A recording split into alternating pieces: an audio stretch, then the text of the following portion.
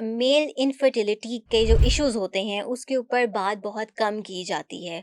Society accept ही नहीं करती कि मर्दों में भी ऐसे कुछ इश्यूज हो सकते हैं।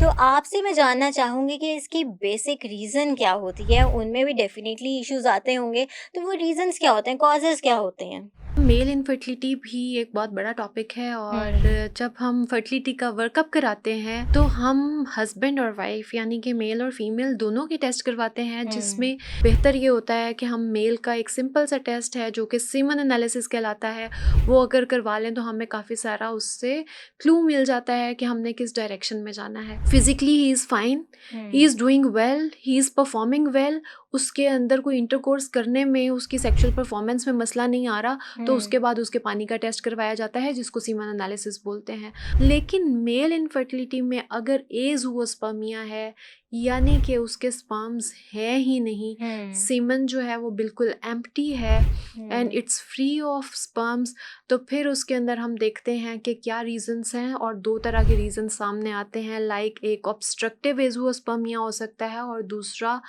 नॉन ऑब्स्ट्रक्टिव हो सकता है। अस्सलाम वालेकुम, हेल्थ मैटर पॉडकास्ट के साथ मैं हूं आपकी मेज़बान हफ्सा खालिद।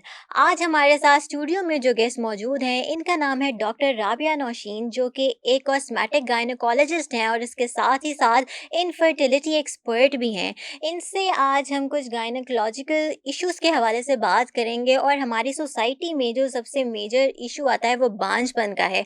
हम खवातीन के बांझपन पे तो बात कर लेते हैं, लेकिन जो मर्द हज़रात हैं, उनके क्या इश्यूज़ होते हैं, उसके बारे में एक्सेप्टेंस भी बहुत कम है और लोगों में अवेयरनेस और नॉलेज की भी बहुत ज़्यादा कमी है। So doctor Rabia, welcome to our podcast. कैसी हैं आप? थैंक यू अफसा, अल्हम्दुलिल्लाह आई एम फाइन। अभी इंट्रो में बात कर रही थी कि जो मेल इनफर्टिलिटी के जो इश्यूज़ होते हैं, उसके ऊपर बात बहुत कम की जाती है। लोगों में अवेयरनेस भी बहुत कम है और एक्सेप्टेंस की तो आप कह लें कि वो 10% के करीब है। सोसाइटी एक्सेप्ट ही नहीं करती कि मर्दों में भी ऐसे कुछ इश्यूज़ हो सकते हैं। तो आपसे मैं जानना चाहूँगी कि इसकी बेसिक रीज़न क्या होती है? उनमें भी डेफ़िनेटली इश्यूज़ आते होंगे, तो वो रीज़न्स क्या होते हैं, कॉजेज़ क्या होते हैं?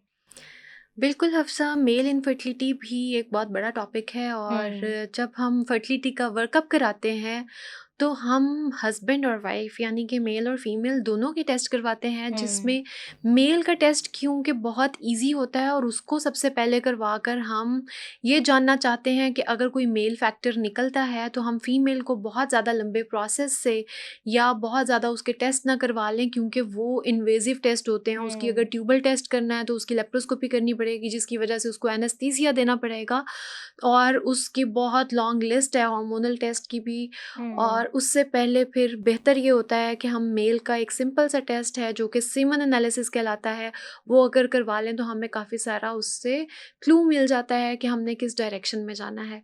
अब हुँ, हम बात करते हैं कि मेल इनफर्टिलिटी के क्या रीज़न्स हो सकते हैं, तो सबसे पहले हमें एक रिपोर्ट है जिसके ऊपर काफ़ी सारी चीज़ें वाज़ेह हो जाती हैं। हुँ, लाइक सबसे पहले तो हम ये देखते हैं कि physically he is fine, he hmm, is doing well, he is performing well, उसके अंदर कोई इंटरकोर्स करने में उसकी सेक्सुअल परफॉर्मेंस में मसला नहीं आ रहा, तो हुँ, उसके बाद उसके पानी का टेस्ट करवाया जाता है जिसको सीमन एनालिसिस बोलते हैं।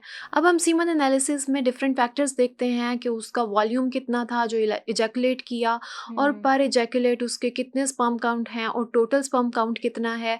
इसके अलावा उसकी मोटिलिटी यानी कि स्पर्म्स के भागने दौड़ने की जो सलाहियत है हुँ, वो हुँ, कितनी है अच्छी, कितने हेल्दी हैं स्पर्म्स उसके अंदर, और मॉर्फोलॉजी यानी कि उसमें से नॉर्मल शेप्स कितनी है वो हुँ, हमें उसके डिफाइंड एक क्राइटेरिया है WHO वर्ल्ड हेल्थ ऑर्गेनाइजेशन की तरफ से, जिसके अकॉर्डिंग हम कैटेगराइज करते हैं और हुँ, देखते हैं कि इसके अंदर अगर कोई फैक्टर हमें मिल रहा है या नहीं मिल रहा।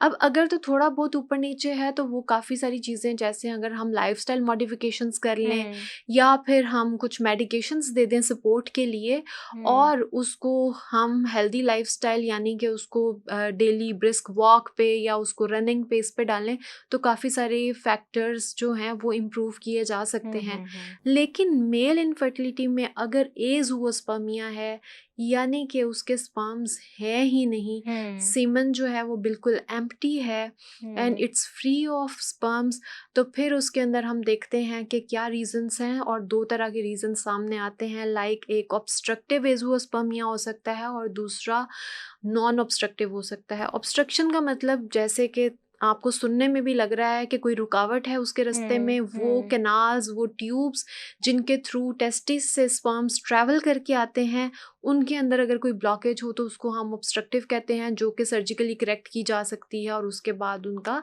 नॉर्मल सिस्टम हो सकता है।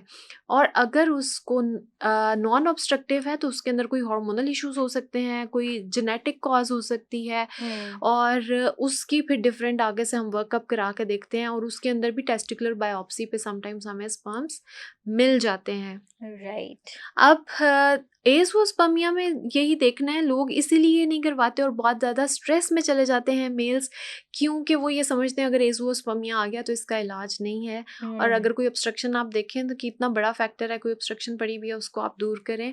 और अगर आप हार्मोन्स इम्बैलेंस्ड है तो कुछ हार्मोनल इंजेक्शंस वगैरह दे के उनकी फर्टिलिटी को इम्प्रूव किया जा सकता है। तो राइट। काफ़ी सारी चीज़ें मेल्स के एंड्स पे भी बहुत आसान हो सकती हैं अगर प्रॉपर उनका वर्कअप हो जाए, उन पे बात की जाए और उसको एक्सप्लोर किया जाए।